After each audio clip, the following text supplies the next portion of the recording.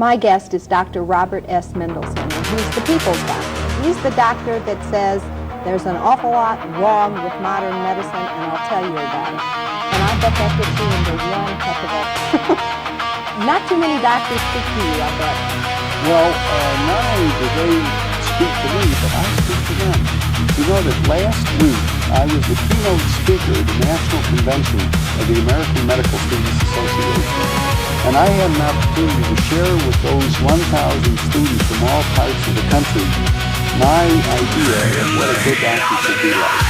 I told the students that if they're looking for a good role model to serve as their teacher, they should first of all choose a doctor who knows how to deliver babies at home.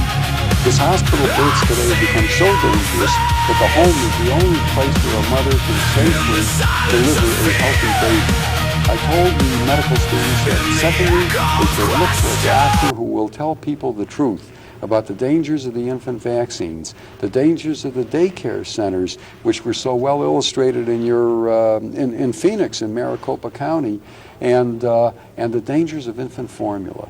I told the medical students that they should look for a doctor who will give patients the prescribing information on the dangerous drugs, on the antihypertensives, on Inderol and aldactazide. But wait a minute, if doctors do that, that means that it takes at least an extra 4 minutes. Oh, and they all are clocked that.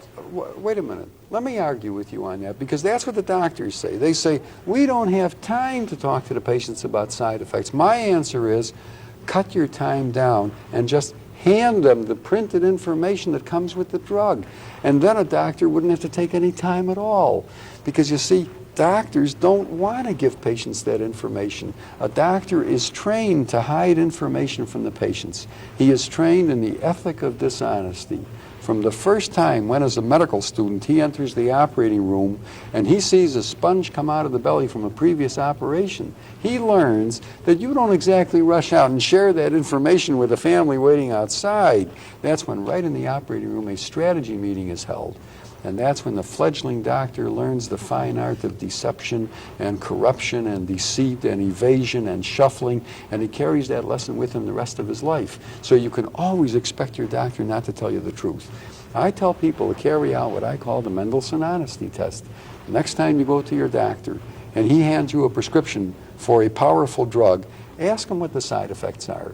And when he tells you what he wants you to know, then instead of marching off to the drugstore, you take a detour and you stop at the public library and you spend 15 or 20 minutes and you read up on what the real side effects are. And then you can decide whether you're going to go back to your doctor, preferably with a whole bunch of tough-looking relatives, and ask him some real questions. The other part of my prescription for those medical students, if you're looking for a good doctor, is find somebody who will go to bat for his patients, even if it means testifying against another doctor.